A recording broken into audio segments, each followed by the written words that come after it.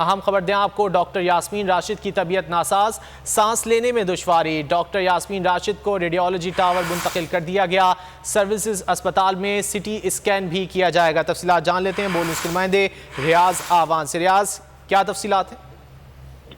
جی بالکل ایسا ہے کہ ڈاکٹر یاسمین راشد کی طبیعت خراب تھی اور انہیں سانس کی تکلیف تھی، اور اسی وجہ سے انہیں جو ہے وہ سروسز ہاسپٹل لایا گیا تھا، اور اب وہاں سے انہیں ڈاکٹر یاسمین راشد کو سی ٹی اسکین کے لیے سی بلاک ریڈیولوجی ٹاور لے جایا جا رہا ہے۔ ریڈیولوجی ٹاور کے لیے ڈاکٹر یاسمین راشد کو ویل چیئر میں ایمبولینس تک منتقل کیا گیا کیونکہ ان کی سانس لینے میں بہت زیادہ دشواری تھی، تو اس وجہ سے ریڈیولوجی ٹاور میں ڈاکٹر یاسمین راشد کے سی ٹی اسکین کیے جائیں گے وہاں پر۔ اور اس کے علاوہ ڈاکٹر یاسمین راشد بدستور آکسیجن پر ہیں۔ اس وقت ڈاکٹر یاسمین راشد کو سانس میں خاصی دشواری ہے، جس کی وجہ سے وہ ویل چیئر پر ہیں، اور انہیں وہاں سے ایمبولینس میں جو ہے وہ سی بلاک میں جو ہے وہ منتقل کیا گیا۔ وہاں ان کی سی ٹی اسکین کرنے کے بعد ان کو واپس جس وارڈ میں وہ زیر علاج ہیں، جہاں ایریے کو سب جیل کرا دیا گیا، وہاں پر ان کو لے جایا جائے گا اور وہاں پر دوبارہ ان کو رکھ دیا جائے گا۔ ابھی ان کو سی ٹی اسکین ان کا کیا جا رہا ہے، اور اس کے بعد جو ہے وہاں سے ان کو واپس سی بلاک میں منتقل کیا جائے گا۔ جی بہت شکریہ ریاض ان تفصیلات کے لیے۔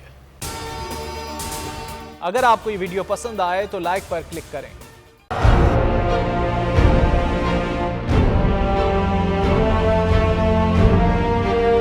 عدالتی احکامات کے باوجود کراچی میں شعیب شیخ کے گھر کو غیر قانونی طور پر مسمار کر دیا گیا ہے۔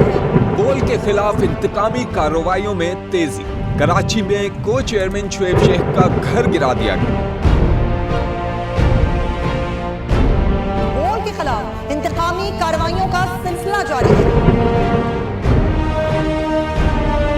سندھ حکومت کی عدالتی احکامات کی خلاف ورزی، سندھ ہائی کورٹ کا اسٹے آرڈر نظر انداز۔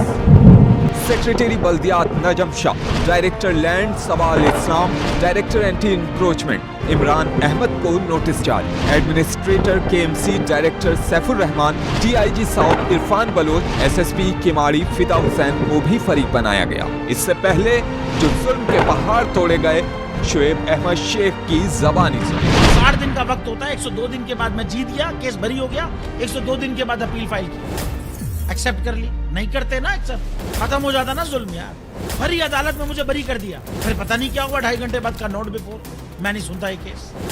کھڑے رہتے اپنے فیصلے پہ، مٹ جاتا ظلم۔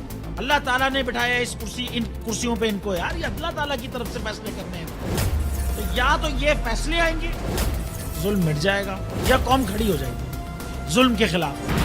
ہر مشکل کے باوجود بول حقیقی صحافت کرتا رہے گا۔